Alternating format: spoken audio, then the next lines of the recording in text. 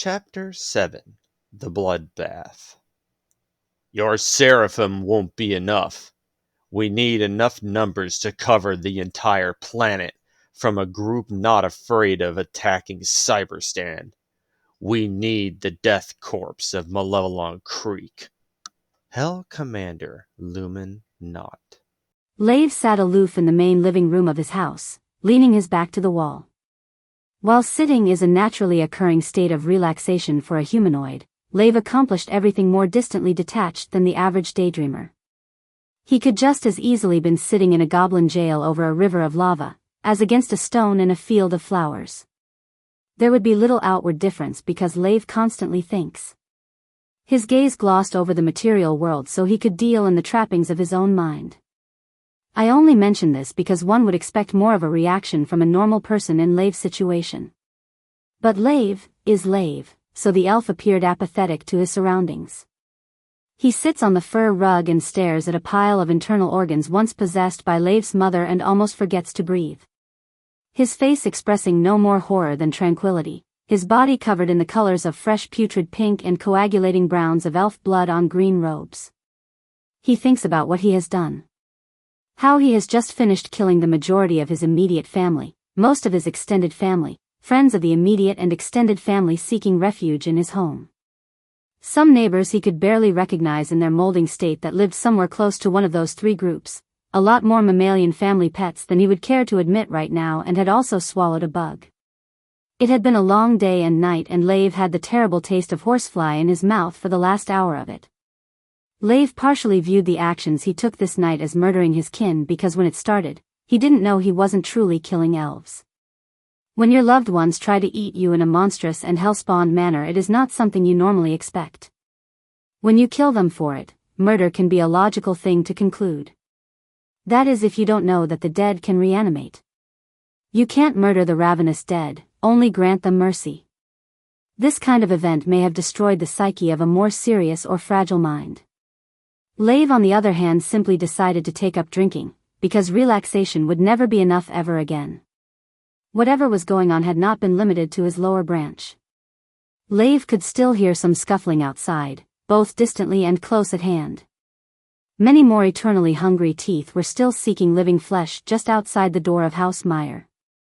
The horde smelled something they could eat alive within a rune-inscribed ironwood door and moved to it. These unnatural creatures knocked at the mana-enhanced protective enchantments on Lave's door with foreheads and fingernails. Their noise forced from an uncontrollable craving to eat. Lave would later view this sound like moaning in pain. Almost as a begging for the pain of empty hunger to end by any means necessary.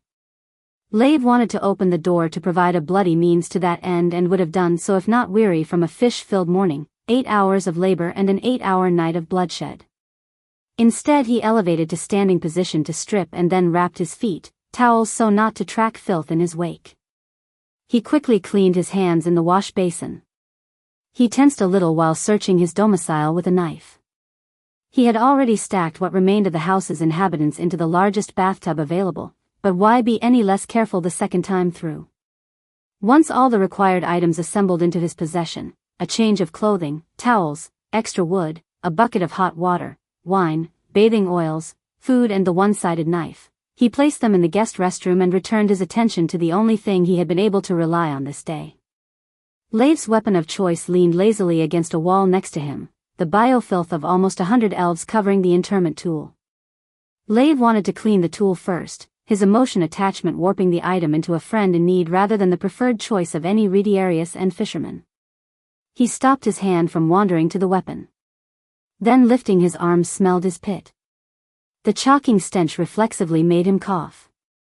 Lave removed his coverings, stepped into the shower stall and poured 3 gallons of water on himself. After coating himself in bathing oil, he took the knife into his hand again.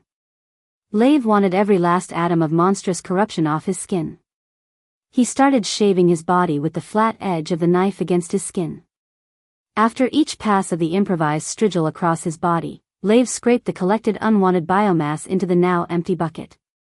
As Lave finished the process, a deep scowl crossed his face. His unusually intense stare stuck to the small mound sticking sideways to the inside of the wood bucket. Perhaps it symbolized everything that had built up within him. His eyes narrowed as their glare bid his hands to grab the bucket and throw it into the hearth under the bathtub. In a rage he kicked in the dirty towels. Leif paced the room for a few moments while staring at the cloth kindling. He slowly added the dirty towels to the hearth. Leif stood and pulled a rope hanging against the wall.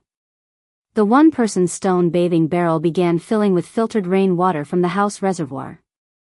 Leif added in a lavender bathing oil, a bottle of red wine and a bottle of champagne into the previously precipitated atmospheric water vapor.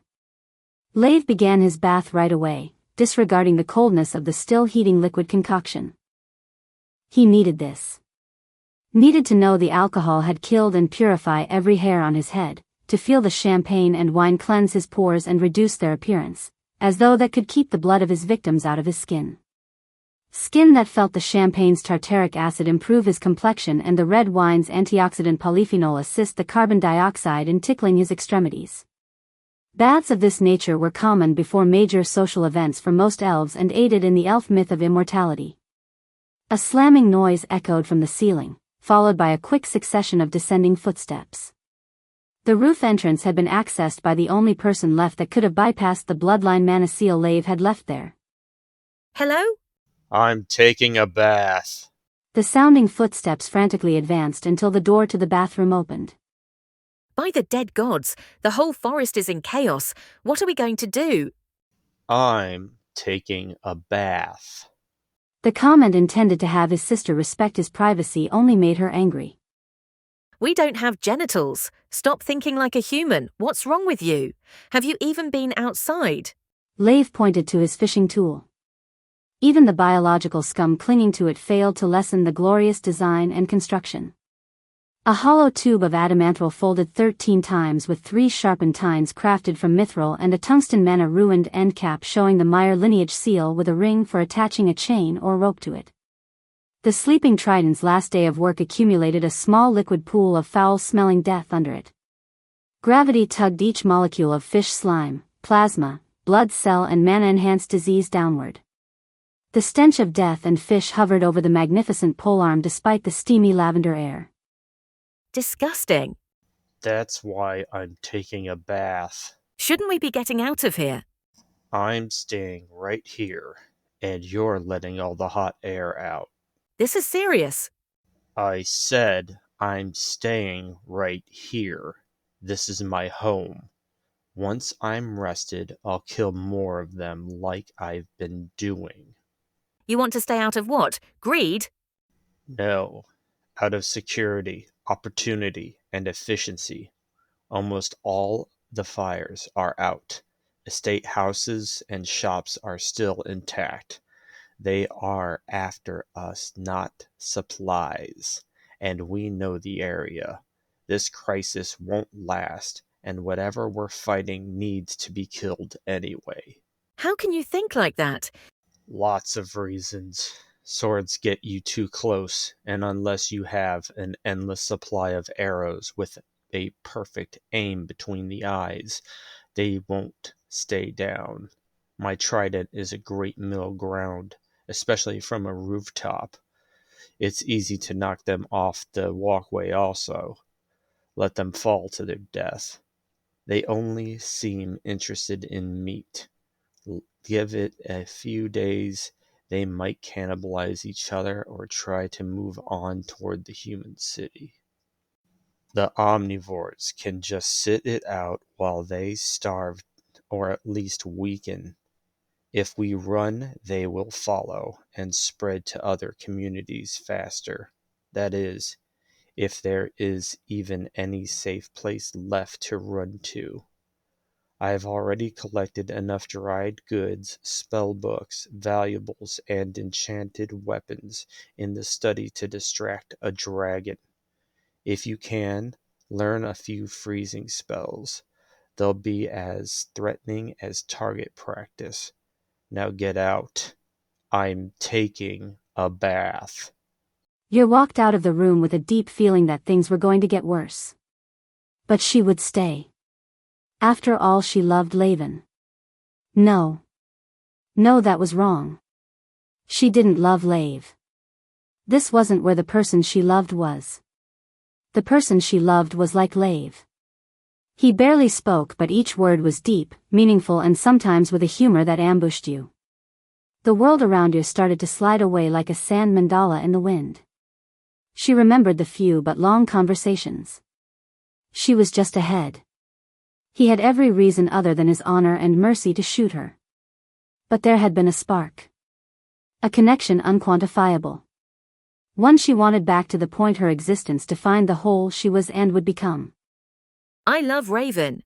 The sand shattered like broken glass into clear powder and Glitch awoke. Joel Jonathan Brash was next to her new body as she awakened. How did you get out? She replied. It became a lucid dream because I remembered real emotions. Once it was lucid, I ended the dream.